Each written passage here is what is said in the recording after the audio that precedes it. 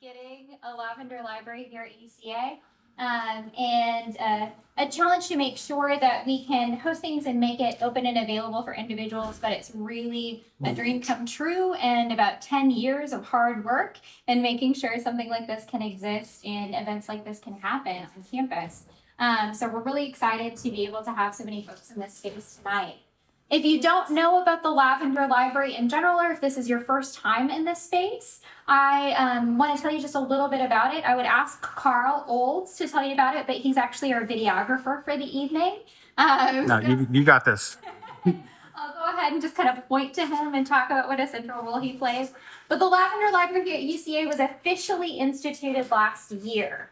Again, after about 10 years of trying to work to create something like this. It's created as an academic resource space for LGBTQ and gender-related topics and issues and resources for the campus. It was started in large part and due in large thanks to Dr. Jamie Stone, who really recognized that there was an opportunity as the director of all learning communities and residential colleges to take some space in a residential college where students who would be coming in their first year on campus would be able to have and see direct affirmation and confirmation of feeling a sense of belonging. And so it became really important to be able to house it and to host it in a space like Muse.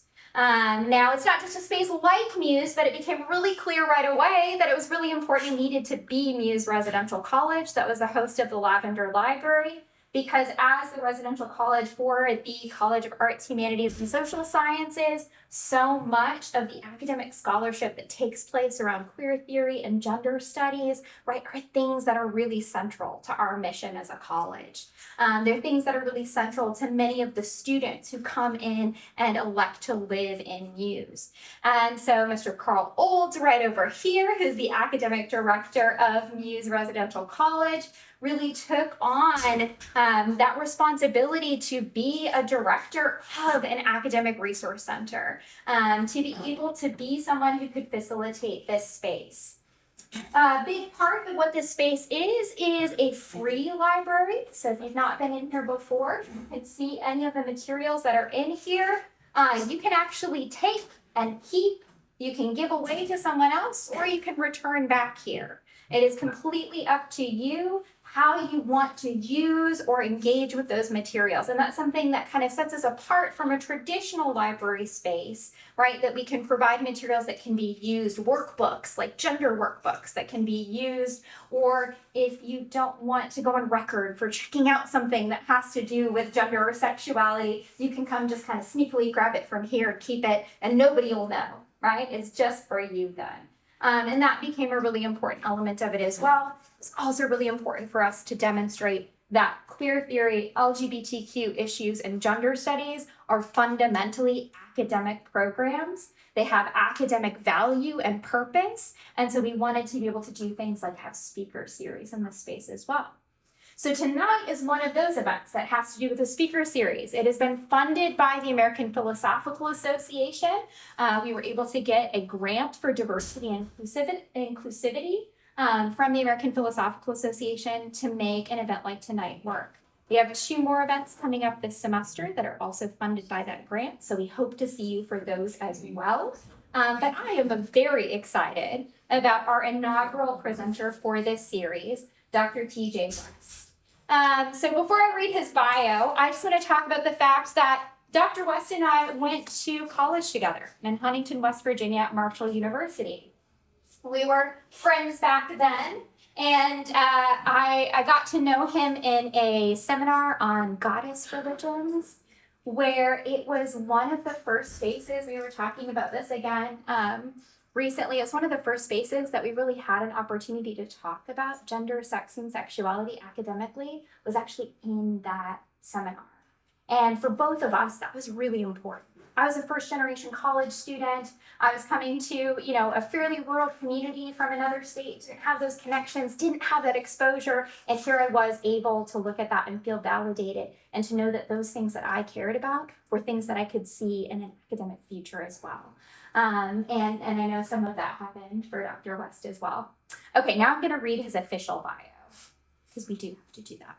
A native of West Virginia, Thomas J. West III earned his BA in English, History, and Classics from Marshall University, an MA in English and Certificate of Advanced Study in Women's and Gender Studies from Syracuse University, and a PhD in Film and Screen Studies from Syracuse University in 2018.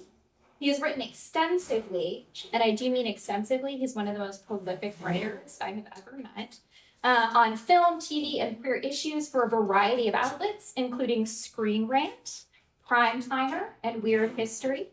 He co-hosts the queer pop culture podcast, Queens of the Bees, and writes a regular newsletter, Omnivorous, on Substack, where he frequently engages with queer issues. He is also an active member of, do you pronounce it right? I guess it's Gallica. Okay. It's one of those where it's an academic acronym, right? Where they still pronounce it. Okay, so it's Gallica, the Society of LGBTQ Entertainment Critics, and serves on the board of the Appalachian Queer Film Festival. Tonight, he's going to be talking about how he may be a queer, but he's our queer. The pain and pleasure of conditional LGBTQ plus acceptance in Appalachia. Join me in welcoming Dr. West.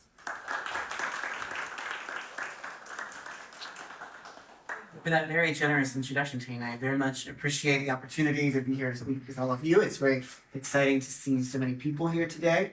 So I'm just going to sit because I think it's nice to have a little informal setting. So I'll be going on at length, just to warn you, but I'll try to speak slowly. I tend to be a little bit exuberant and enthusiastic, but I'll try to not read a gallop so you can actually understand what I'm saying. And then after this, I believe Tane has some questions for me. So should be a fun night. I'm going to be dealing with some heavy topics, and there is going to be one anti-gay slur that I'm going to say in the context of a conversation in this talk, so I just want to give you a warning in advance. All right, so I want to begin this talk with a little anecdote about one of my most recent trips home to West Virginia to visit family. So I live in the eastern shore of Maryland now, which is not dissimilar to Appalachia in many ways, but I still try to go home and visit my folks once every few months or so. And so I've been with my partner for about 7 years. Our anniversary is next week. Thank you for asking. It's only been in the last year or so that I felt comfortable introducing him to my extended family. For a while, this was due to my reluctance to tell my late grandmother the truth about my identity. We live in a pretty tight-knit little part of West Virginia, and you never know who's going to say what to whom. With her passing, though, my mother finally started opening up about my sexuality to the other members of the family, with mostly promising results. Somewhat to my surprise, everyone just sort of went along with it. Whatever private misgivings they might have had, or whatever their religious objections might have been, they wisely kept them to themselves, something for which I, at least, was profoundly grateful. The last on the list was my father's eldest sister. The two of us have always shared a lot in common. She's one of the few people in my family who actually reads for fun, believe it or not. And I thought I was saving the best for last. I imagined a nice little afternoon, the type of relatively innocuous gathering that you have with an older aunt who's usually willing to go along to get along, just so long as everything stays nice and pleasant and upbeat. Now, if you know anything about WASPs, you know they don't like to talk about anything that might disrupt their delicate vision of what the world is and how it should work. Given my family's usual reluctance to actually talk about anything that might make anyone even close to uncomfortable, I thought, well, we could get through this whole afternoon and everyone would be fine. I don't think I need to tell you that that's not what happened. So the day before we were set to go to my aunt's house, my partner and I were on our way to a local festival when the phone rang. Now, I'm a millennial, a geriatric millennial, but still. So I didn't answer it at first because, who called me? Because I didn't recognize the number, and again, because I just don't like answering the phone. But after thinking about it, I thought, well, maybe it's that someone in the family, something's wrong, and I need to, answer. And then, of course, it finally occurred to me that it was my aunt's number. Then I thought, well, what if something happened to her or someone in the family, and she's just calling to let me know? So I think there was a part of me, though, that knew that wasn't why she was calling. But when you have a cousin with special needs and you have relatives who are all on the north side of 60, you don't take anything for granted. I knew at once that something was seriously wrong, but not in the way that I'd been dreading. And what followed was the sort of strangled, quasi-polite, but actually toxic conversation that anyone who's grown up around a certain kind of waspy Appalachian will be familiar with immediately. That is to say, though my aunt didn't come right out and say it in so many words, she was making it clear that my boyfriend and I weren't welcome in her house, And it was clear from her toxic, treacly tone and the things she was saying that this was the message she wanted to get across. When someone tells you that, quote, or to paraphrase it, you're the good kind of gay who doesn't shove your identity down everyone's throats, you know you're not dealing with an ally. So, as the conversation went on, my mind tried to rebel against what I was hearing. Nothing that any other member of my family had said up until this point had prepared me for what was happening. And it was one of those moments where you can't quite believe what's happening to you, even while you're in the middle of it. Finally, I simply just could not take another word, and so I just simply rushed off the phone, telling her I was busy and really didn't have time to talk. I didn't confront her about what she'd done. I didn't call her out until she was out of line or she was a bigot. For me, at least, all that mattered in that moment was getting out of this horribly uncomfortable conversation as quickly as humanly possible. It wasn't long, though, before the rage and the fury started to kick in. In part, these feelings came from my sense of surprise and of being ambushed. From what my mother had told me, this aunt was, if not exactly accepting of my sexuality, at least willing to give grace and, as I said earlier, to go along to get along. Upon learning that I was gay, she had, so my mom said, remarked that she made it a habit of not judging others, and that instead leaving it in the hands of God, which I'll get to that in a moment. And so, though this was hardly a ringing statement of true acceptance, for my very conservative Christian aunt, I thought, well, this is probably as good as it's going to get. Perhaps, I thought, there might be room for my extended family after all. Clearly, though, there was a big difference between offering conditional acceptance in the abstract versus being able to offer it in the present, particularly with my boyfriend sitting there, a physical reminder of my perversion. I wish I could say that this little Appalachian saga ended there, but it continued since everyone in the family had to weigh in. My other aunt, who's my dad's second eldest sister, while not nearly as condemnatory as her sister, nevertheless made it clear to me that she too was concerned about my relationship with God. And though she had been welcome and accepting of my partner and myself anytime that we'd come, including helping her move, this conversation made it clear that her acceptance was at best conditional, and that beneath it all, she still couldn't quite bring herself to extend the love and grace that she should know better than most is the duty of Christianity.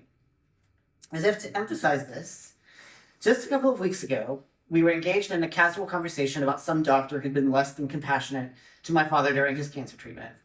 Apropos of nothing, and I mean literally nothing, my aunt flippantly remarked, well, she might have been a dyke. They're always all mannish and trying to act like they're one of the guys. That might explain why she wasn't very compassionate. Now, as you can imagine, I was rather flummoxed by this bit of casual homophobia, particularly since from all that I'd seen from my aunt before, she was at least not virulently homophobic, which admittedly is a very low bar.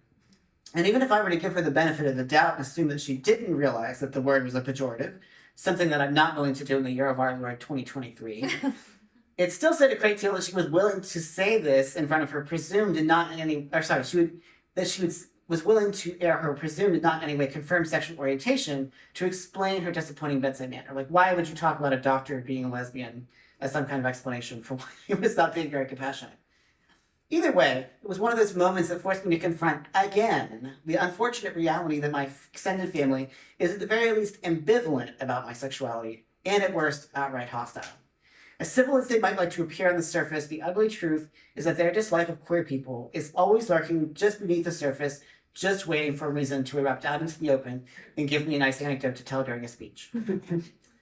My father, trying to put a positive spin on the events and to allay my fears about my aunt's homophobia, rushed to reassure me that he was sure that she wouldn't say any such thing about me. And while I was grateful to him for his effort to make me feel better, and presumably to keep the newly established fondness between myself and my aunt intact, I wanted to shake him and explain that that wasn't the point. That to hear a homophobic slur, even if it isn't about you specifically, is still a horrible experience for any queer person. More to the point, I wanted to explain to him that this is exactly what I was afraid of. Even those members of my family who had welcomed me and my partner into their house still clearly couldn't shake the homophobia that lurked in their hearts. They might not send it hurling in my direction, or at least I hope they wouldn't, although anything is on the table, but it was still so baked into their mental architecture that it could come out at the most random moments. My aunt wanted to see me as a person divorced from my queerness, rather than understanding me as part of a greater community, or seeing my queerness as an intrinsic part of herself. And for what it's worth, she did end up apologizing, but to my father, not to me, ever, at any point in the last 14 days. It's so close and yet so far from what should have happened. People like my aunts like to try to have it both ways. On the one hand, they want to be loving toward the queer members of their family. On the other, they want to hold true to what they believe to be the truth of their Christianity. It seldom occurs to them that there are other ways of looking at the Bible other than the one they were reared in. And as my aunt put it to me when I told her that I was quite comfortable with my relationship with God, she wanted to make sure that it was the one that God wanted, as if she was the one to be the final arbiter of such a weighty and momentous decision. And I share these stories because I think it sheds important light on what it's like to grow up queer in a place like Appalachia. And I recognize in many ways I'm fortunate in terms of my coming out experience. When I came out to my parents over 20 years ago, they were both more sanguine than I'd expected. My mother, in her usual blunt fashion, said something to the effect of, "Yeah, what do you want me to do about this?" That's literally what she said. So it was, to be sure, a bit anticlimactic, not exactly what I imagined in my feverish 18-year-old imagination first weekend back from college, especially given all the nightmare scenarios that I imagined. The only caveat, as I mentioned earlier, was that I not tell my elderly grandmother, a promise I kept to my chagrin for the rest of my life. I have to say, though, I suspect that she secretly knew, given that I had a succession of male roommates in college and beyond, and that we always had one bedroom. My grandmother was very naive, but not that nice. But, as so often happens in rural communities, what mattered was the appearance of normality. The actual substance mattered less. So in the years since, my mother's repeatedly come to my defense, particularly in the aftermath of my aunt's disinvitation and their other bad behavior. At the same time, she has had her own misgivings about my sexuality and the queer life I lead, and fortunately, this is largely a matter of misunderstanding. That is to say, she doesn't quite know what it means to be gay, since it's beyond her frame of reference for her own life and subjectivity.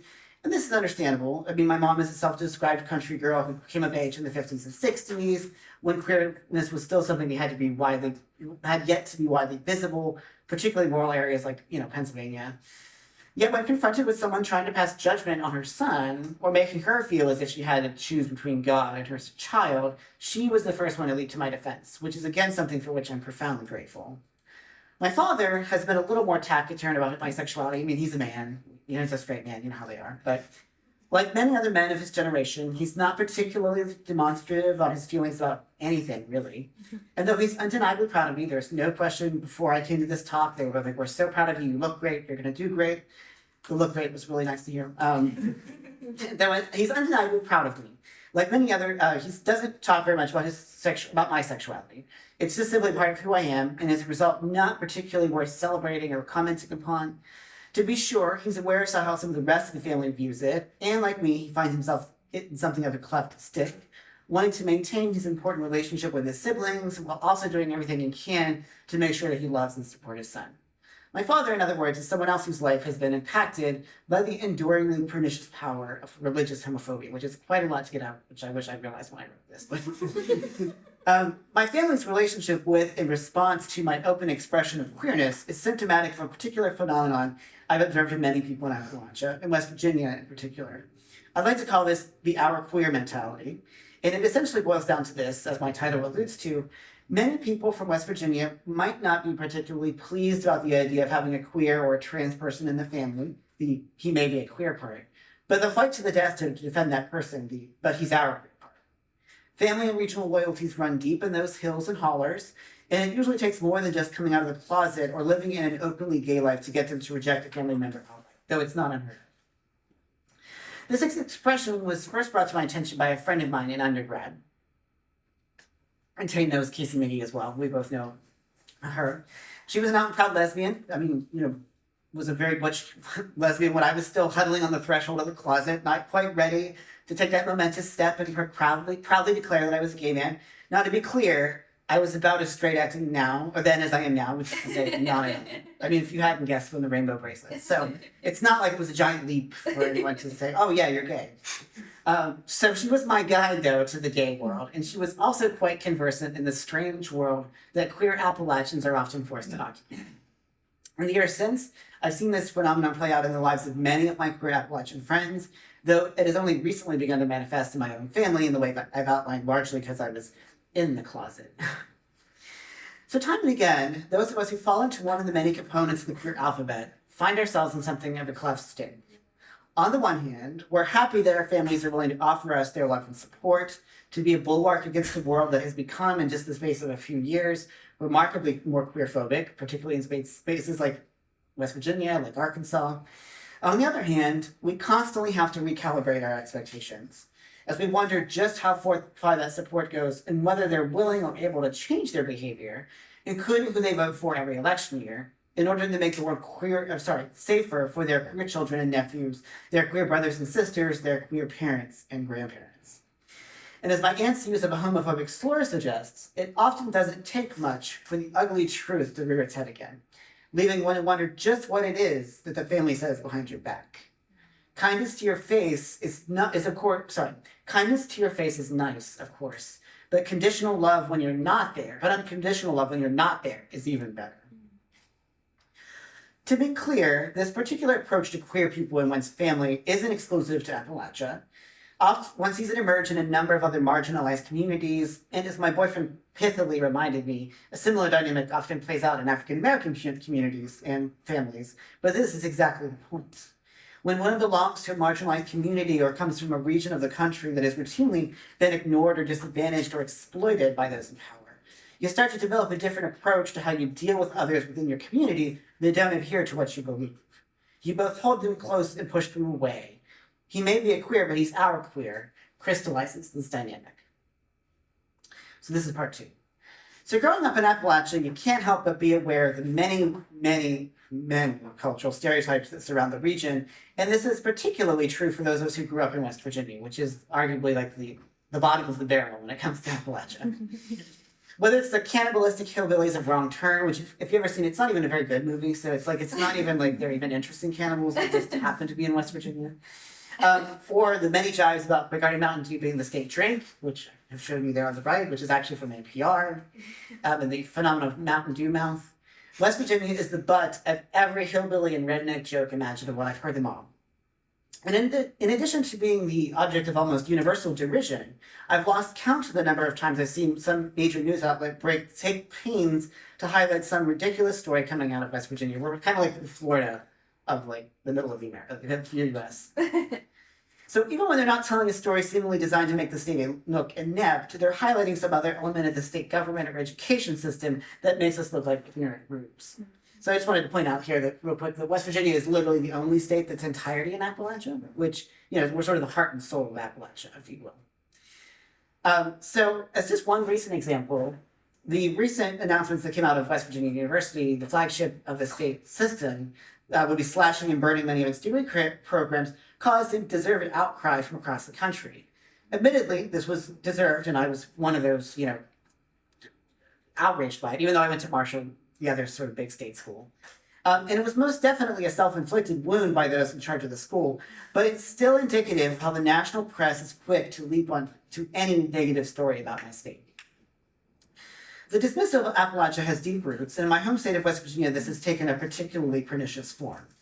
As I said, West Virginia is the only state that's entirely located within the geographical region known as Appalachia, and unlike most of the other states that have some claim to that title, there aren't any real urban centers to speak of.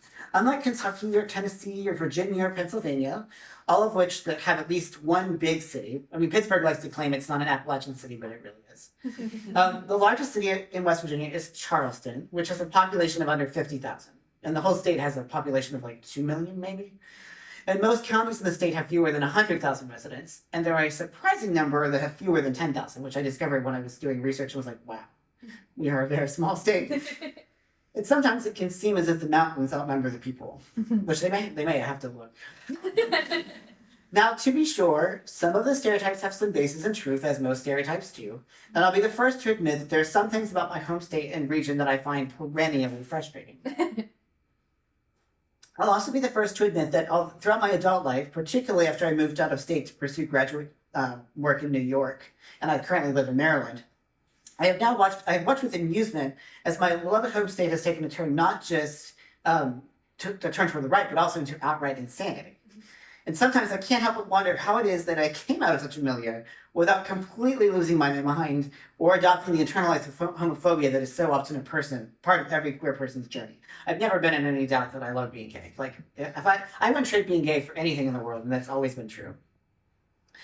So it's important to remember, though, that West Virginians themselves are not unaware of their reputation in the country. They're used to being the butt of the joke, and they're aware that many people look down on them. And this awareness has engendered several responses on those who hail from the state. Some of us spend much of our adult life trying to distance ourselves from our roots, standing away the rough edges of our accents so that we don't immediately identify ourselves as being from the mountain state, lest people assume that we're ignorant rednecks and hicks like those that still live there. Finding some way of explaining where we're from in the state that doesn't rely on West Virginia geography. Oh, yeah, I'm about an hour south of Pittsburgh, 2 hours east of Columbus, or through an hour west of Washington, D.C., or I'm an hour north of Charlotte, whatever. Or taking it as a compliment when someone tells us that they would never have guessed that we were from West Virginia. And I still get that a lot. But for the people who remain in the state, on the other hand, the condescending attitude from the rest of the country has created something slightly different. Rather than disavowing the uniqueness of their culture or their behavior, they embrace any and all of it, both the good and the bad, both the testicles in the back of their truck, the camo and Carhartt, whatever, it's all there. Go to Walmart in Moundsville, West Virginia, I promise you, it's like this, you see a huge cross-section of Appalachian population.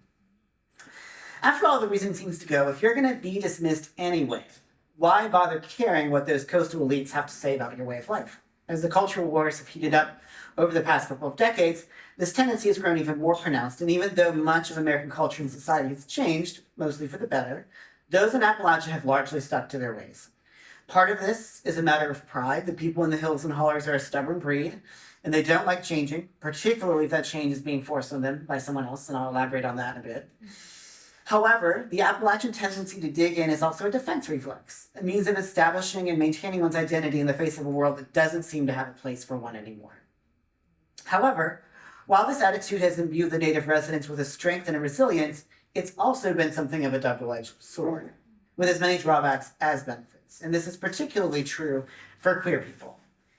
It's often been said that West Virginia is the rhinestone on the buckle of the Bible Belt, which I was not familiar with this metaphor until recently, and I thought, well, that's perfect. So, and it's easy to see why we have this reputation. Many who call the state home are devout Christians of one sort or another, and even in an age in which many denominations have become more queer-affirming, West Virginia has lagged behind in this regard. Unless you happen to live in one of the state's bigger cities, it can be difficult to find a church that won't turn its back on you without batting an eye. I did this as a little test experiment. Like, there's a site like Find a Gay Church near you. Mm-hmm. West Virginia's list is like, I don't know, 8, 10, as opposed to Maryland, which has dozens, largely because of like Baltimore. And given how many people in West Virginia tend to self-identify as Christians, this can make for a very uncomfortable milieu for queer folks. So this is also a region which tends to have very old-fashioned ideas about what constitutes masculinity and appropriate male behavior. If, like me, you happen to be a very queer-voiced person and no significant investment in acting like a man, as you may have guessed, given my fervent gesticulations of them here, become a bit of a moving target. Like when you're just kind of flamboyantly gay, you just can't avoid it. And so even being one of the supposedly straight acting gays, which I'm not, often isn't enough to save you from the occasional slur, and it probably goes without saying that it can be even more difficult and sometimes downright dangerous for trans folks just trying to make their way in the world and survive. So it's out of this strange cultural stew that our queer mentality emerges. And if there's one thing that Appalachians will not stand for, it's for someone to look down on or condemn a member of their own family. Mm-hmm. It probably won't surprise them to learn that many people in Appalachia, and West Virginia in particular, can be a bit clannish. You stick to your family no matter what they do and how frustrating it can be. In the Appalachian mode of thought, your family are the people that you can count on to support you no matter what. Obviously, this creates a unique set of contradictions and complexities when it comes to queer people. My aunts, to take my personal example, clearly love me in their own way, even if they also can't quite bring themselves to love and accept the queer part of me, no matter how essential it is to my sense of self and my completeness. And much as I might disapprove, I like to think that if the chips were down and I really needed them, like if I lost my house or whatever, they would show up. Then again, as my aunt's disinvitation from her house reveals, the sense of loyalty engendered by the our queer mentality does have its limits. So what's it like to grow up in this midst of this our queer mentality? Is it like, what does it feel like? Well, that's a good question, and it's one that I've given a lot of thought to over the years. And so long before Tane generously offered me the invitation to speak to all of you, it's been sort of in my mind since 2002 when my friend sort of gave me that term to put into words what it was that was happening. On the one hand, it's one of those things that's so particularly and peculiarly Appalachian that you can't help but be fond of it. To know that your people have your back, no matter how much they might disapprove of your lifestyle, is its own way refreshing. The ties of blood and kinship and loyalty run deep loyalty, sorry, definitely not loyalty. Run deep in West Virginia and Appalachia more generally. And there's something reassuring about knowing that. Knowing that they've got your back in the last instance, you feel like you can face almost anything. As a person, I was on the board for the Appalachian Queer Film Festival, and I was explaining this talk. She's like, yeah, it's what, or they were like, that's what gives you grit. So that's what gives queer Appalachian folks their particular sort of grittiness, which they, go out into the world with. At the same time, I won't lie. It would be nice if the members of my family would give me the same sort of unequivocal and full-throated acceptance and love that I have received from so many people of my own age and who don't come from Appalachia. As a queer person, there's nothing quite like that first moment when you meet someone who sees you and loves you for you, who doesn't have to keep the various aspects of your identity compartmentalized simply so that they can tell you they love you. It's even better when those people are also from Appalachia, because there's a uniqueness to that upbringing that only another person from the region can truly understand. And as I said, there was that comment earlier when I was talking with my friend about the grittiness, and they really got it. Like almost the whole board for the Appalachian Queer Film Festival is from West Virginia, so we all kind of understand each other and we share that kind of upbringing. So indeed, queer Appalachians are a study in contradictions. If intersectionality has taught us anything, it's that people always sit at the intersection of various parts of their identity, some of which may be in conflict with each other. For many of us, the Appalachian and the queer parts of ourselves are both complementary and deeply contradictory. This is all sort of very academic, I know. Some of us manage to find a way of reconciling the two, finding peace with things as they are, rather than as we would have them be. Even as we continue to advocate for change, building bridges as much as we can and hoping, sometimes against hope, that things will change in the future. Others, however, end up turning their back on their birthplace and striking out for greener pastures as queer people from rural areas have done always. And I mean, for the most part, I've been in the latter camp, but, as I've written this talk and become much more involved with the film festival, I've become much more in the former camp, so it's kind of an interesting position to be in. But I'll be the first to tell you that the latter approach isn't always as easy as it might seem, and it doesn't always solve all of your problems. And I've spent the last decade and a half trying to distance myself from West Virginia and from any members of my family that aren't my parents. And while I've managed to find my own support system, there's nothing that quite compares to the feeling of being back home in your parents' country house with the West Virginia hills spreading around me. And that's part of the reason I shared the image at the very beginning, which is the New River Gorge, because it is one of the sort of quintessential West Virginia spots that I really think captures the beauty of our state. And this is the mountaintop mining and strip mining area. So this is never more than true, I think, in the fall, which is why I'm really glad that Tane invited me in October during LGBTQ History Month. So all the pieces sort of came together.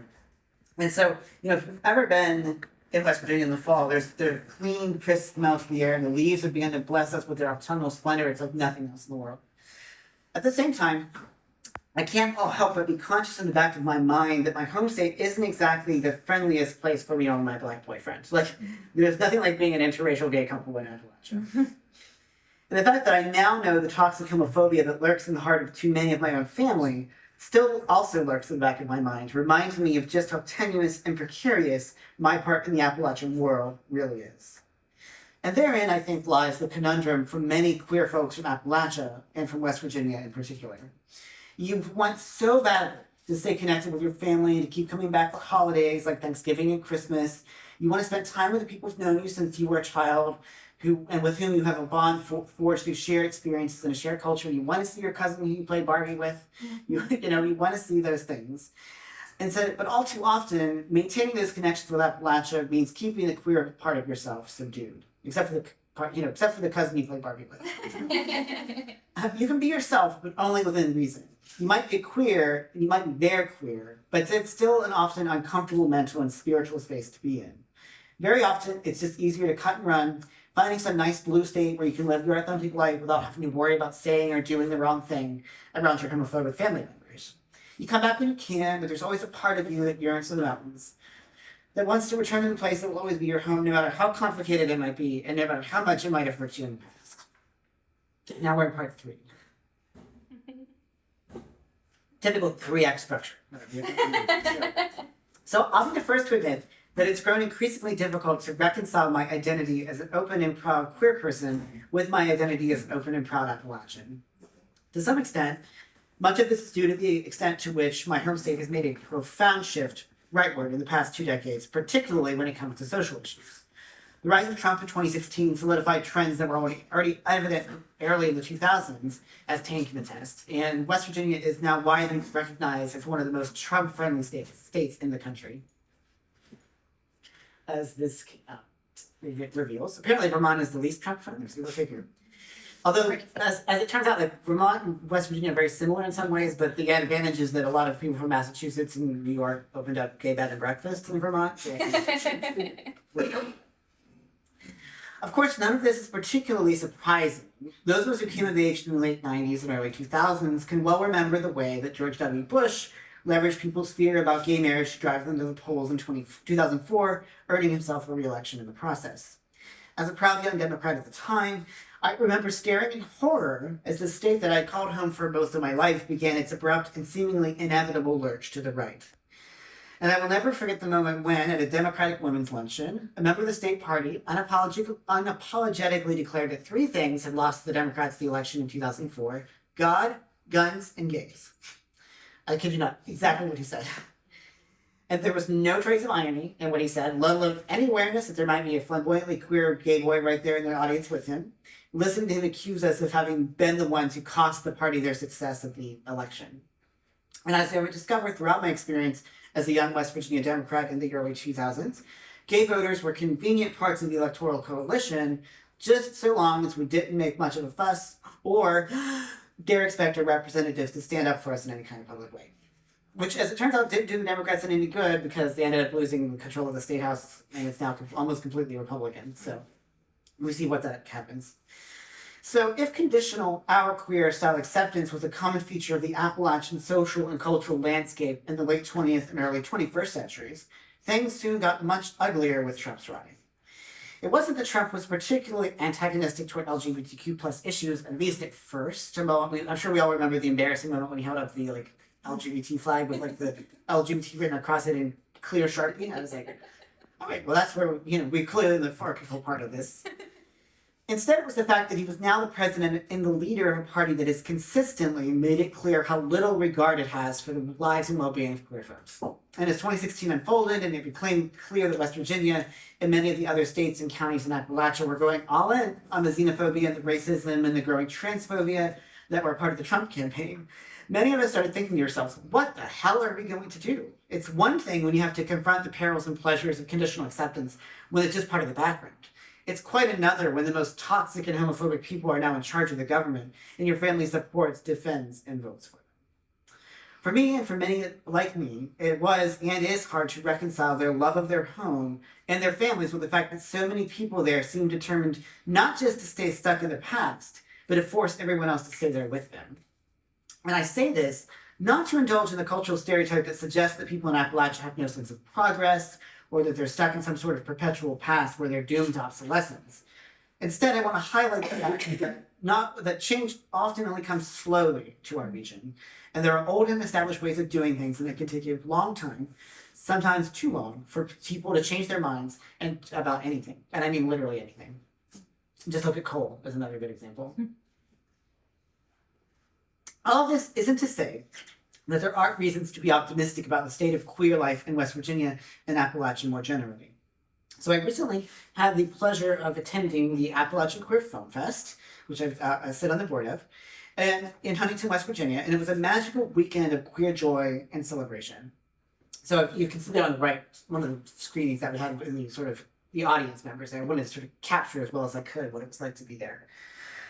Now, having spent 5 years of my life in that town while pursuing my undergraduate degree, as did Dr. Duncan here, the entire weekend was like a little bit of a homecoming, and I couldn't help but think of how much had changed since I was there.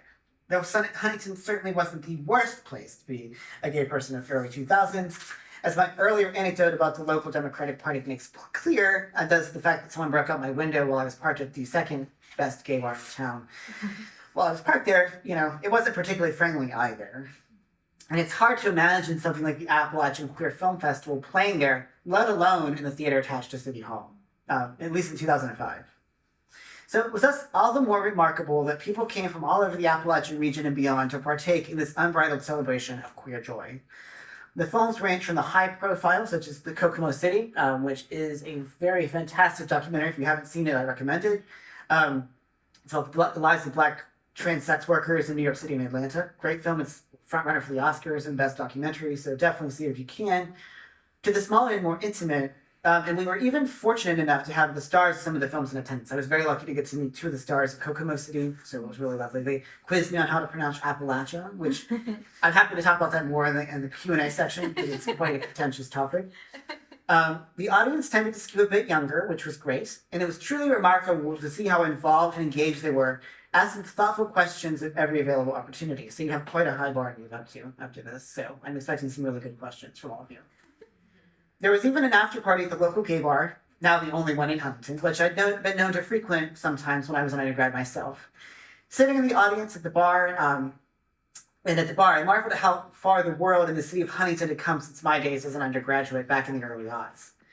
Although admittedly, it felt very also like I never left, because they were, one of the drag queens did Shania Twain, and I was there with my best friend from one of my good friends from undergrad, and there was the same cross section of people there, the twinks and the straight guys and the straight girls and the lesbians and the older gay guys. It was, I was like, I never left.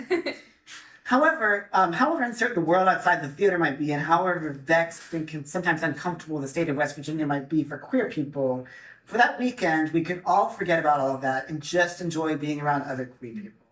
Celebrated the art that queer people have made. And if we country queers have proven anything, it's that we're resilient. Furthermore, as Rick Geringer has documented, there are sometimes surprising connections that queer people are able to forge in the hills and hollers of West Virginia.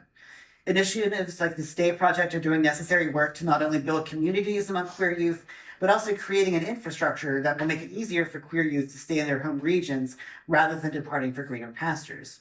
And Geringer has done important work when it comes to collecting the voices of young queer people, revealing the remarkable tapestry of queer life in all of its triumphs and trials that prevails in those mountains. To take just one example, about a year ago, my best friend and I traveled back to southern West Virginia for a funeral. My friend, like me, is a queer person, though as a trans man, he has had to endure even more family conflict than I have. And I wasn't sure exactly what to expect, as I hadn't seen him with his family very much since his transition.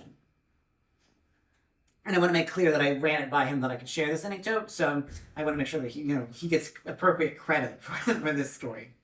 So it was both better and worse than I expected. So while the younger members of his family were by and large accepting of his trans identity, they took pains to make sure that they referred to him by the proper pronouns. Now he did keep his name, so it's easier in that regard.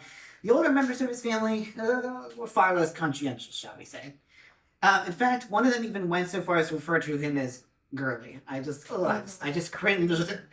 And those said with the kind of ribbing affection one would expect from people who've known one another for decades, there was still a part of me that was outraged when she said this, in part because I knew that she was doing it as a deliberate effort to express her disapproval of my friend's trans identity. Yet I also know that if it came down to it, she would defend her nephew to the death, and that he in turn would do the same for her. And I did confirm that with him too. So for my friend's part, he went with it, though I can't help but wonder just what he was thinking and whether he felt the same kind of ambivalence or even downright anger that I did when faced with my family's own anti-queer antics. And as this anecdote demonstrates, there's also something of a generational divide layered onto the other complexities contained within Appalachia. So Appalachian millennials and Gen Zers, like their counterparts across the country, seem to be more amenable to an acceptance of queerness. Indeed, during a conversation with Justin Murphy, who helps lead a camp for queer youth in West Virginia, he revealed to me that there's a shift underway with many young queer people in the state. Unlike earlier generations, who were more willing to go along with the idea of conditional acceptance, today's queer Appalachian youth are instead leaning into the well-known queer phenomenon of the chosen family. And as these anecdotes reveal, there are many young queer people who continue to forge a life and an identity for themselves in even the most inhospitable of terrain, and fortunately, they have more resources for them to do so than ever before.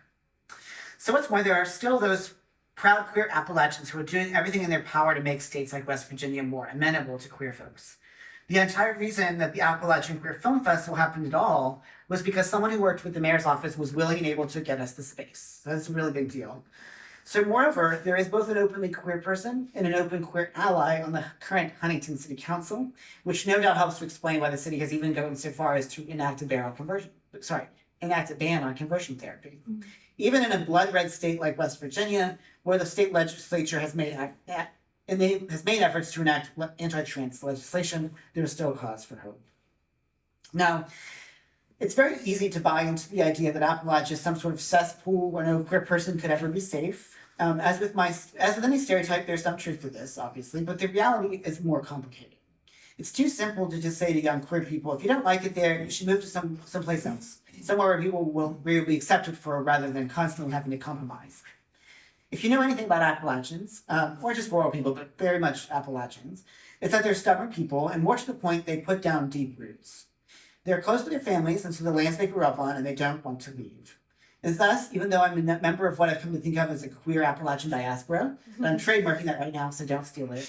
Putting that on the record, it's going on YouTube when this video's up, so I'm stating this as my claim. There will always be a part of me that yearns to return to the state that made me who I am today, and if nothing else, to at least do my part to ensure that the our queer mentality becomes instead something else, something far more full-throated in its acceptance of queer people and all of their beauty and joy. So I want to leave you all with some words of wisdom from a geriatric millennial. I'm leaning into that identity. I've reluctantly acknowledged I'm a millennial, now I'm leaning into the geriatric millennial, who has seen a lot of changes take place in his home state of West Virginia. I know it can sometimes be difficult for young people to be patient when it comes to change, and given just how widely accepted LGBTQ plus people have become in America more broadly, the slow pace of change among some of our loved ones can be particularly difficult to deal with and to accept. There are times when you just want to grab your loved one by the shoulders and shake them until they see sense. And I literally felt that many times. Or if you're like me, many of the other people that I know, you want to pick a fight with them and hope that with your own rhetorical prowess, because you're an academic, you train how to argue with people under the table, you can convince them of your right of point of view. I'll be the first to tell you, though, that while this might make you feel better and give you a sense of moral satisfaction, it's very unlikely to yield the result that you want. When I was young and in college, I tended to take a very belligerent approach to these issues. I was queer, and I was a Democrat, and I was going to drag my conservative Appalachian family kicking and screaming into the 21st century. It's like, they're going to do this. And this seemed like a great idea at the time. I was like, I'm a college-educated person, and they're not, so therefore I know what I'm talking about. Well, it soon ran headfirst into a major problem. If there's one thing that can be said about people from Appalachia, it's that they are some of the most stubborn, I might even go so far as to say bullheaded people in the country. My mom calls herself bullheaded all the time. So the more you try to get them to do something that they don't want to do, the more likely they are to dig in their heels, even when doing so means hurting the ones that they love and often themselves. In my case, my belligerence created a strained relationship with my mother that it took me years to correct, a process that's still ongoing as I write this. Although, like I said, she told me I looked great today, and I was going to knock it out of the park, so she's really on board with this. She's very excited about this talk. So what I found, however, is that the conditional acceptance that's such a key part of the Appalachian mindset can actually be something that we can use to build bridges that might not otherwise be possible.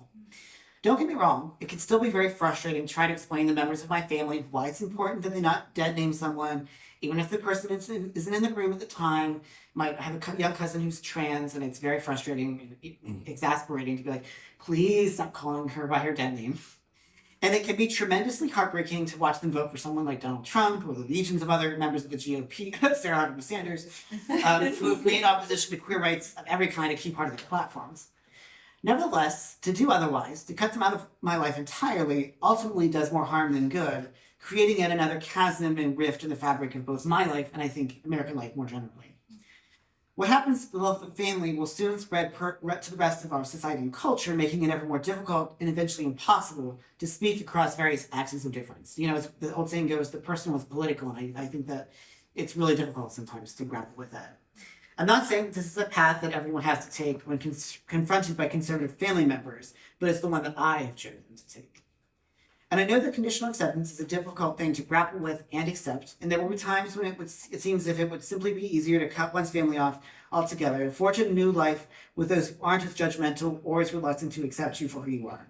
And this is particularly true these days when the anti-queer sentiment is everywhere, poisoning everything it touches.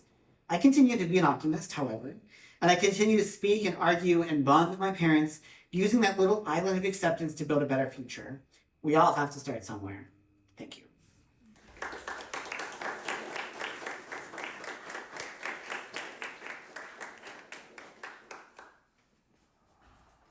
So I want to open it up for some questions, and then I also have some questions prepared if needs be. But I want to hear from you all too. maybe there are some ways that you can think about the connections between the Appalachian experience and the Arkansan experience or the Ozark experience, because I think there are quite a few analogs that are happening. So if you've got any questions about that or other elements of Dr. West's talk, we'd love to have an actual conversation. So I have two questions. First and foremost, I'm wondering how many pages that was and how long the prep time to memorize and like be able to like flow and speak on this was.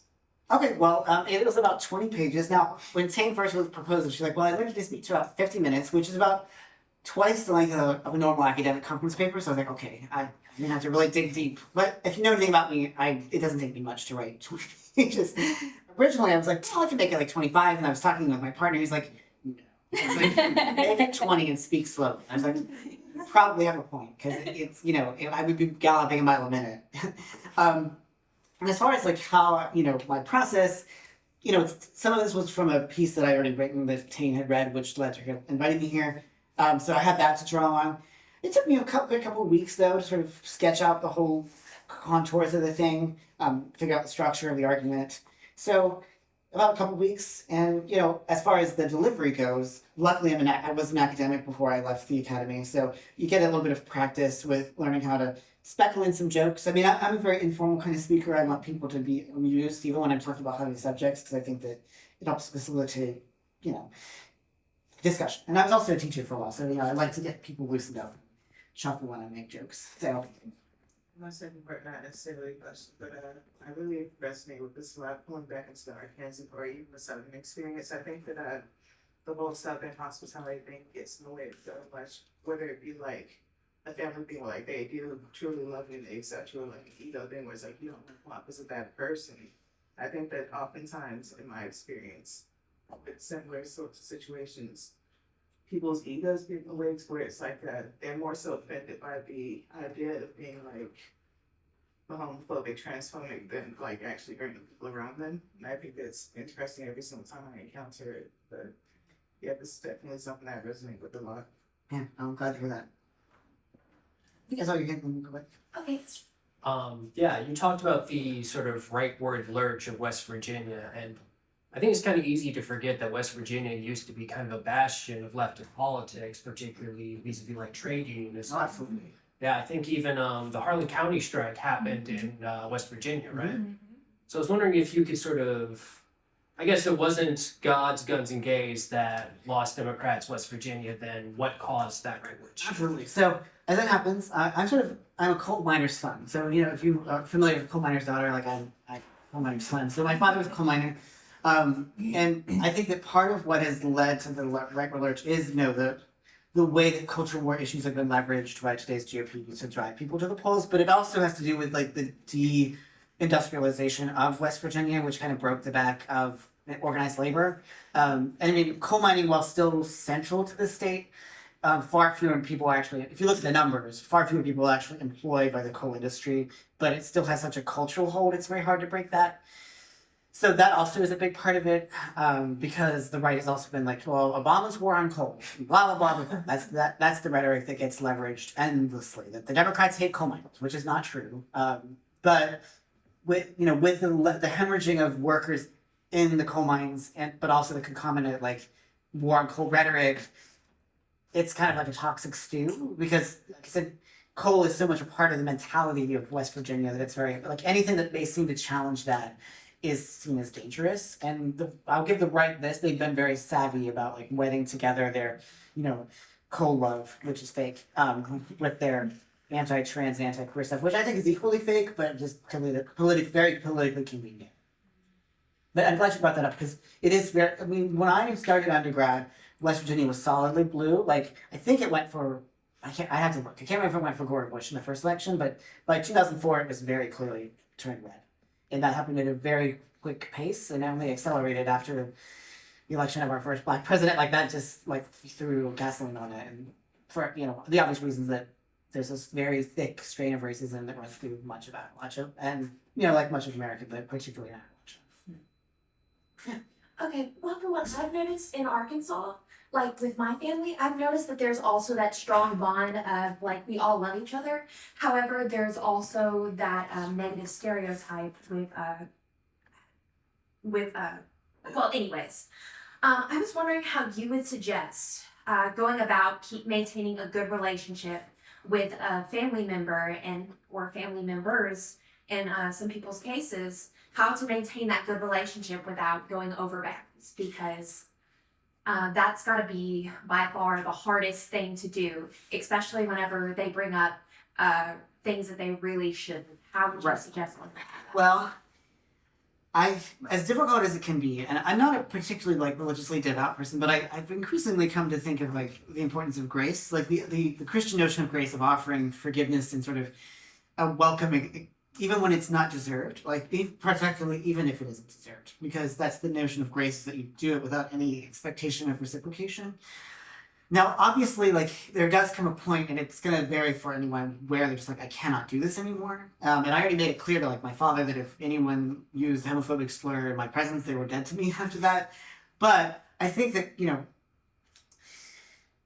it's difficult as it can be, just starting from a basis of being kind and speaking about the things that you can agree on, and then slowly but surely, like dosing someone with arsenic. They build up a certain kind of acceptance before they know it. So like there is a lot to in the years since 2004, really, the way that gay marriage as this one thing has become so much more prevalent is the growing visibility of queer people and the ability of queer people to forge those connections. And I can understand that it's very, very frustrating for us to have to do this emotional labor. I really do understand that frustration. But I do also think that it can be very rewarding as well to sort of keep those connections open. And when it comes down to it, you may just find a few members of your family that are sort of like accepting of you. Like for me, it's my parents and my cousin with whom I play Barbies. Like, and others who are sort of, if not accepting, at least are willing to go along to get along, and using that as a sort of foundation upon which you can build a more enduring and lasting relationship. Thank you. Hello. You mentioned that part of this he may be queer but he's not queer attitude is about have a certain public presentation of queerness that has to be as long as it's restrained, then we're accepting, etc. Yeah. And I was just curious what you see the impact of social media is on this, now that you can see how someone is presenting themselves in their personal life a lot more easily than you could whenever it was just kind of in parts of people's private life that they could kind of cauterize. Oh, absolutely. I think it can be a double-edged sword, like so much with social media. And I think that things like Facebook, which I think can be a little more personalized than, say, Twitter or X or whatever. I'm not even going to acknowledge that it's X. It will and always will be Twitter, regardless of what Musk thinks. I think that Facebook, is a good avenue for that, because when you can live your life authentically, whether you're transitioning or whether you're just like living your life with your same-sex partner or what other aspect of your queer identity, I think that having that and being able to see that with your, broadcast to your family can be very helpful. On the flip side, I think that Twitter can really be very toxic in that regard, because I do think that I have seen before people sort of take the attitude that, well, if my family doesn't unequivocally accept me, they're dead to me. And then Twitter's like, yeah, you tell them. And I'm just like, I really don't think this is the most productive outlet in which to discuss this, but also I'm very wary of the sort of Twitter mob mentality that I think sort of bowls over and sort of crushes a sense of nuance. And so I think that, and I'm not saying that Facebook is a universal good, but I think things like Facebook and Instagram, which can be more personalized and can be like, you form more personal bonds, I think can be very, very helpful in that regard. These are great questions. Keep them coming.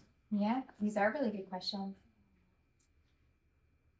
So I've got one to kind of hold the gap while y'all think of the next one that's related to this. So something that we've been talking about in my class recently is the idea of a rejection of purity,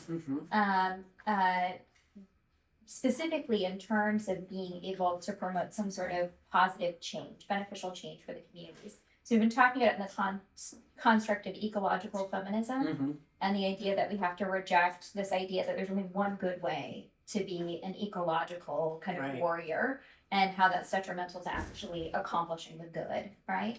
And it sounds like that kind of concept is running a lot through your advice and your experience too, that kind of rejection of purity, and you were talking about this idea of nuance. Could you speak a little bit more to the kind of value of nuance and this rejection of purity, and why that can be so helpful and beneficial for building those bridges? Oh, absolutely. And I'll use my mother as an example. Hi, Mom, because I know she look at this when she, and I want to give my mom a lot of credit that, she, as I said, she, as many people do, had some issues when it first came into it. And my God, I was the most obnoxious 20-something that you could possibly imagine. Like, I would stay up just late night and just getting increasingly belligerent and like arguing, and because it created many fissures and fractures with, and I mean, I'm a gay boy, and there is a lot of the stereotype of gay boys love their mothers. Like we have, I'm very like my mother personality wise too. I mean, she's obviously not a flamboyant gay man, but but we always had this special bond, and we always understood each other in a very particular way, which I think is why we locked horns so much, to keep with the bovine metaphor from the bovine earlier. I like his size, in case you didn't. So for that prevailed from like, in high school obviously, but then from like circa 2002 until I moved back in with him for a couple years, and then right up to like 2016. But I remember a very powerful conversation that my mom and I had right after Trump won the election. And I was, I'm a bit emotional. Like I'm kind of I cry very easily kind of person. And I was, telling her that like I feel afraid in America in a way I never have on the day after that election. And although she was conservative, she's like, well, would it help if your father and I wore like rainbow like ribbons? I think was what she said. And I know it may seem like a banal or cliche thing, but it meant so much to me that she was even like willing to go that length. And I thought, okay, we can build on this. And in the years since, like we have had many conversations. Like one of my younger cousins came out as trans, and my mom called me up and she was like, how do I deal with this? Like, how do I deal with their name and all this stuff? And she asked me, and she's like, I'm sorry if these are stupid or ignorant questions. I said, no. The very fact that you're asking a question reveals an openness to engage with this that I'm really, really impressed, and I'm very proud of you. And I didn't mean that in a condescending way. I just meant like, I'm really proud that you're my mom and that you're taking this attitude, which is really forward thinking for someone in their 60s, which she's going to marry me for saying that. But you can do the math. I'm 39, so you can do the math. But it was one of those two moments sort of crystallized for me. Like you can use those opportunities to build on those conversations, to keep those conversations going. And they're not always going to be easy, and there are going to be frustrations. But I think, as Tane says, like not adopting the "it's my way" or the highway approach can be really, I think, productive. And I know it seems trite, but it will echo out from your family. Like nothing stays contained, especially not in the social media age. Mm-hmm. And I think that when you have those kind of nuclei of connection, you can sort of build on those to expand outward. Mm. Yeah, thank you. Yeah. One of the tools that the right often uses is a sort of weaponized nostalgia, right? For a world that, the good old days, or, making America great again, or whatever. How do we combat a world that they would prefer that marginalized communities just, either didn't exist or knew their place? Well, exactly. So I did my dissertation on 1950s Hollywood cinema, particularly epic. I'm not going to go on about that at length, although I'll be happy to after the discussion if you'd like. But one of the things that is kind of miraculous when you drill down into it is you actually find that there was a thriving queer life, certainly in the 50s and even before that. But I highlight the 50s because that's the sort of fetishized period that so many of the right, even though many of them weren't even born then, and have no memory of it. But, it was a surprisingly vibrant queer life in many cities. Lots of research has been done to demonstrate the extent to which there were queer people. Obviously, theater has always been queer, but, we have Gore Vidal's The City and the Pillars published in the 50s. Gay bars are still in existence in the 50s. So this idealized portrait of the 50s that these people try to paint is, in fact, a myth.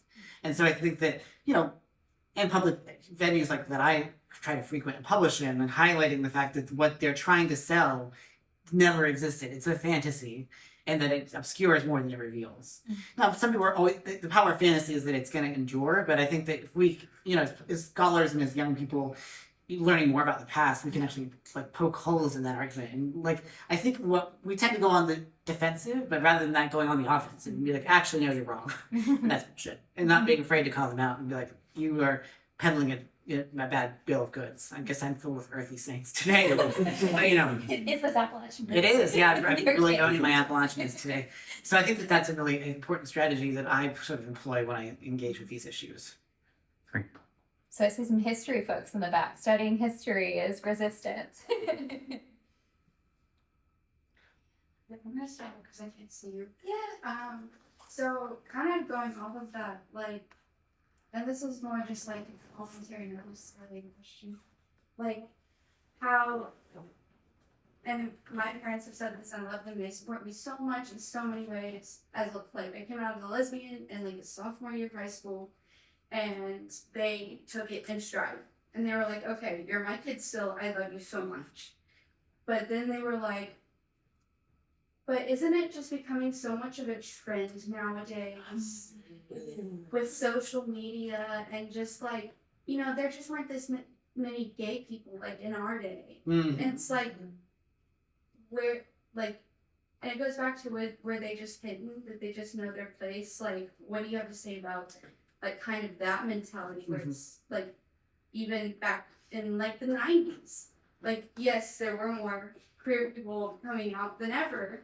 And that was becoming a lot more acceptable, but like even now, like it's like kind of just repeating. Yeah. I mean, my grandmother, God rest her soul, I was very, I mean, again, another stereotype. I'm living the stereotype that, you know, gay boys are close to their grandmothers. But I do remember, although she didn't know I was gay, but she'd be like, well, you know, I don't remember there being so many gay people when I was young. And I'm like, duh, that's how the closet works. It's kind of the thing when you live in a deeply homophobic culture that, you know, pathologizes gay people. Of course, people didn't feel comfortable coming out as queer, and many people didn't even have the language to articulate. But I mean, as far as like specific evidence that you can point to, I'll just say, like, just buy a copy of Kinsey's like sexual report on the human male and be like, well, this clearly tells you that you're full of shit. Like, I mean, not that you should say that to your parents, but I mean, like, it's like, okay, look, you know, I know that may seem that way, but your own experience is not the entire world. And like, and I use Kinsey as an example because he felt like a bomb when it was published in, I think, 49, which indicated that there were many men, including straight men, who had, you know, sexual experiences with other men, which is no secret if you're a gay man. But, you know, these are all indications that, yes, there have always been queer people, and there have always been far more of them than straight culture has ever acknowledged. And it's, you know, I think there's a certain kind of willful ignorance that goes into that as well. Like, people just believe what they want to believe. And so I think that, you know, one way of fighting that is just to say concrete evidence. Like, here's this study from the 40s and 50s that shows that actually there were lots of gay men and lots of people on the spectrum. Like that, you know, the whole idea of a sexuality spectrum emerges from like Kinsey. So I think that's a really helpful sort of concrete example you can use to refute those kinds of arguments. You spoke a bit about religion just now, and I was wondering your thoughts on how do you make peace with your family members who are very deeply rooted in their religion and their faith, their spirituality, and how do you like make peace with that and kind of butting heads a bit about trying to say, hey, I'm this, which they might see as bad. Right.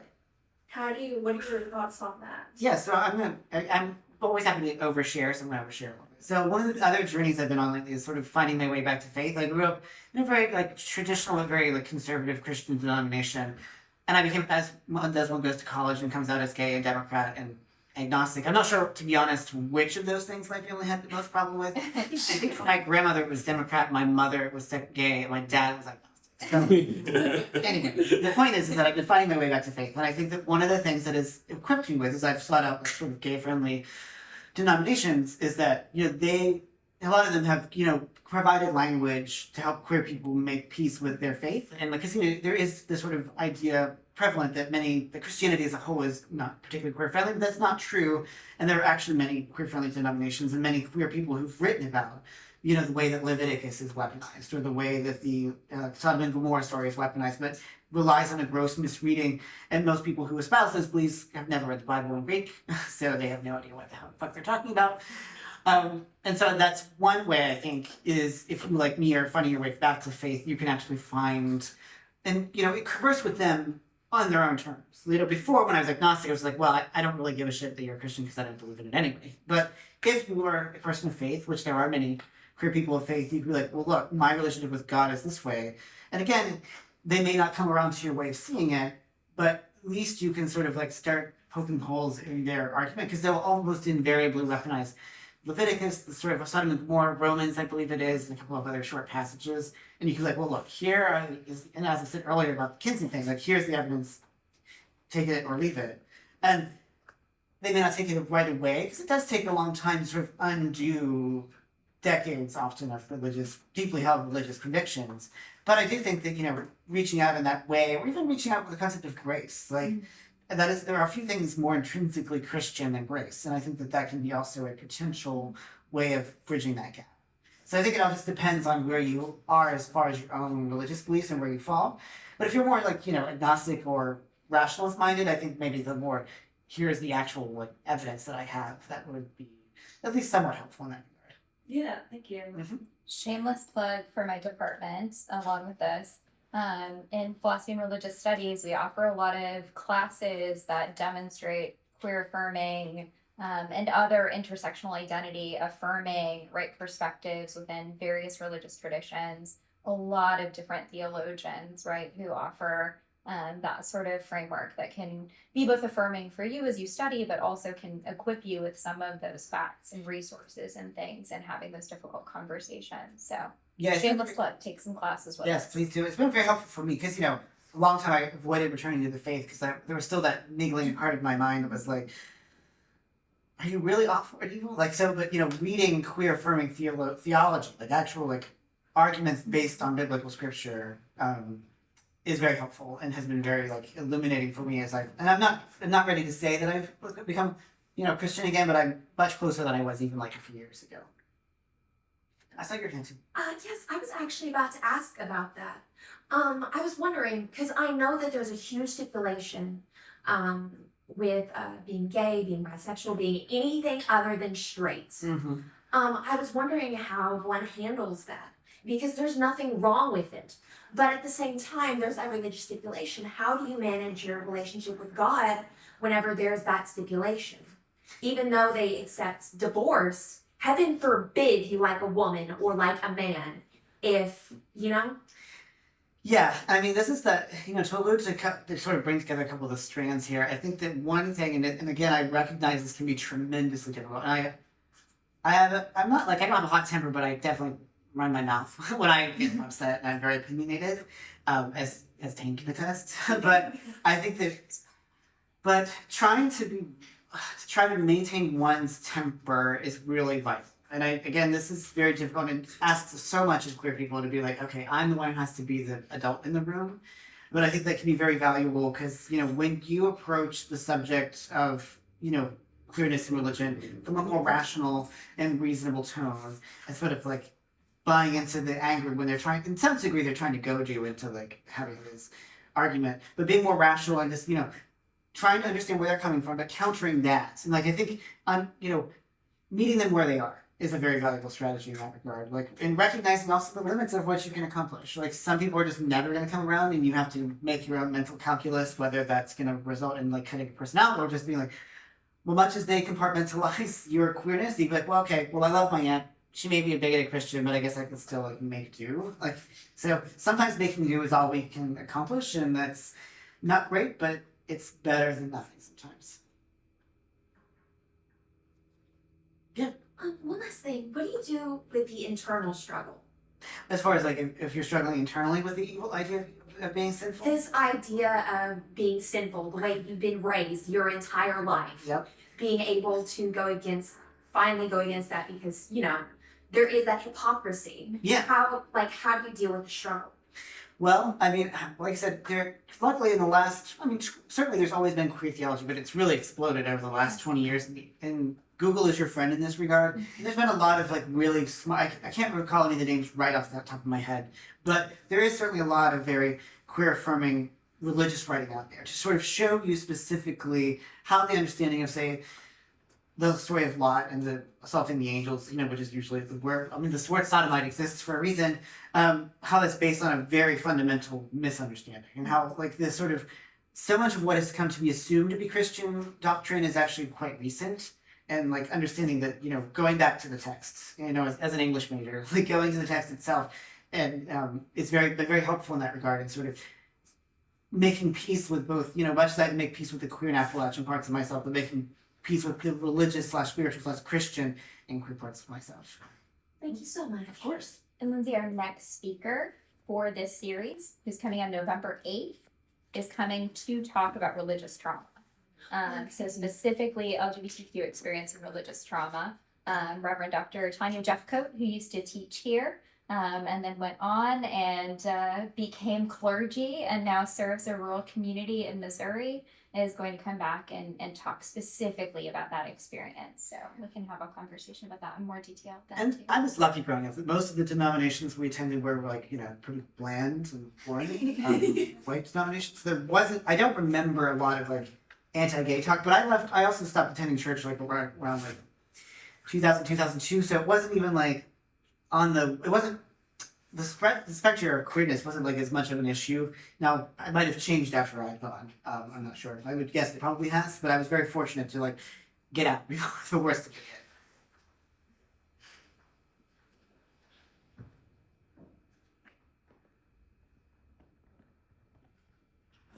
Any other thoughts or questions? I'm an open book, so there's literally nothing I want. I mean, it doesn't have to, it could be about the film festival, it could be anything. Like, I'm willing to talk about anything. There's a lot of writing about different types of films and movies too. So if you just want like recommendations on movies, you just did a list for a publication today on some horror movies. Talk about werewolves, like one of the biggest queer metaphors in horror there could be. Absolutely. I'm a filmmaker, so that's my expertise. Excellent. What are some of your film recommendations? Well, right now, I would definitely recommend Kokomo City, which I think is just an extraordinary piece of filmmaking. Like, if you have, I don't know if it hasn't really entered wide very much, but I definitely think it's really one of the most beautiful and evocative films I've ever seen. In part because, it's part like Marlon Riggs, part Jenny Livingston, or Paris is Burning. So it's like, it's very much about, the Black trans sex worker experience, and it's also just a very formally sophisticated film. So I would sing that one's praises to the skies. But I would also recommend a French film called Lie With Me that just came out this year. We also screened that at the festival. It's about a small town writer who fell in love with a boy who then moved to Spain, and so they never saw each other again.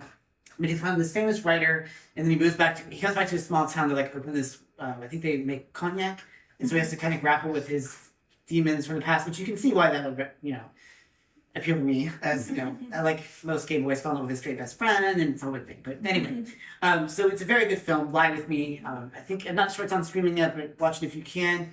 Also, Aristotle and Dante Discovering the Secrets of the Universe recently came out. I think it's based on a novel, which I don't know if any of you have read it, but it is a fantastic story that's absolutely heartbreaking. Of an Age is a new film that recently came out.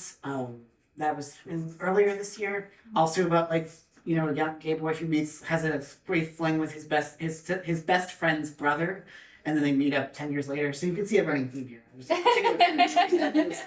So I think those are 4 kind of good places to start that are kind of recent releases. It's been a really good time for queer media. Like, I'm looking forward to Fellow Travelers. I haven't seen it yet, but All of Us Strangers is coming out. So there's a lot of really great gay movies that I think it's really important to patronize. Like, I think it's important to see them or stream them wherever you can. I mean, I know that this is the streaming age, but if you can see them in a theater, definitely do, because that's what people pay attention to. And I think it's just so important to show up for queer things, because as we've seen from the cancellation of like the new Queer as Folk, the studios don't give a shit about us. They don't have any particular investment in queer stuff, but they will if you watch it.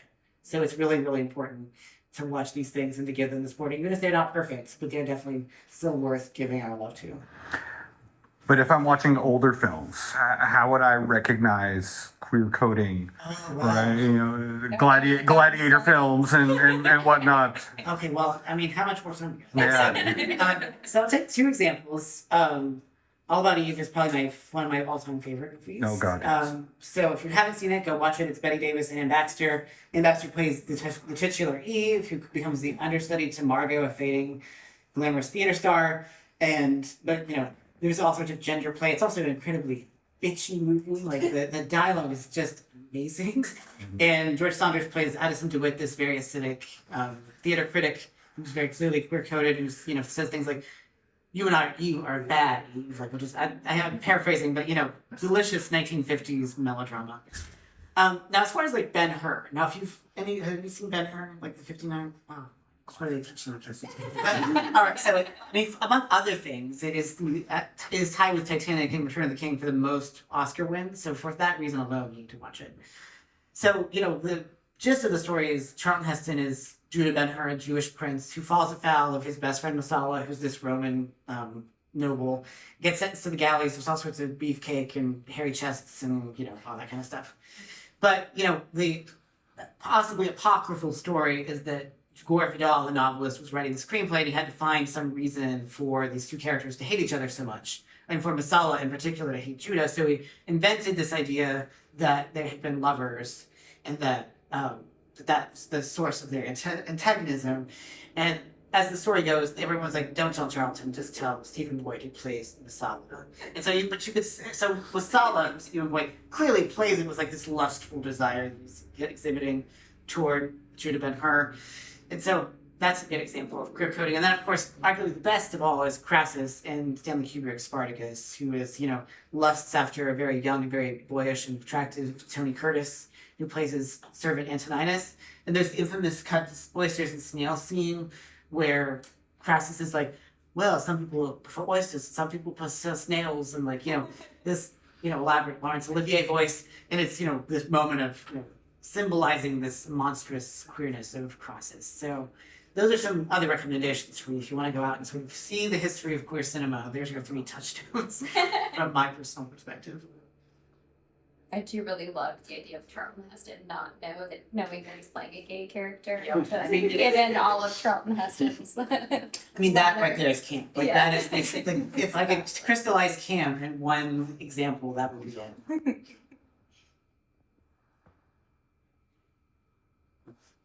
So did he ever find out? I mean, I think so. I mean, it depends on how much faith you put in, like, Gore Vidal's story. Like, he shares it in this very good documentary called The Celluloid Closet, directed by the late Vito Russo, who also wrote the book, The Celluloid Closet. Again, for your queer history from your queer elder, go read and watch The Celluloid Closet, because it's a very helpful, understanding of a broad section of what queer cinema looks like from, the silent period up to the 80s, because I think Russo dies in 94, I think. But, it's a really sort of touchstone text to get a sort of sense of what queer representation looks like in the movies. Well, if anyone would like to stay and chat more, I'm going to order some pizza for anybody who wants to stay and chat, have a conversation. Dr. West has agreed to just kind of stick around and have a conversation with anybody who's interested for a little bit longer tonight. But we also recognize that it's late and you have other things that you need to do as well. So appreciate you coming. I had a large coffee earlier, so I'm wound up. Thank you.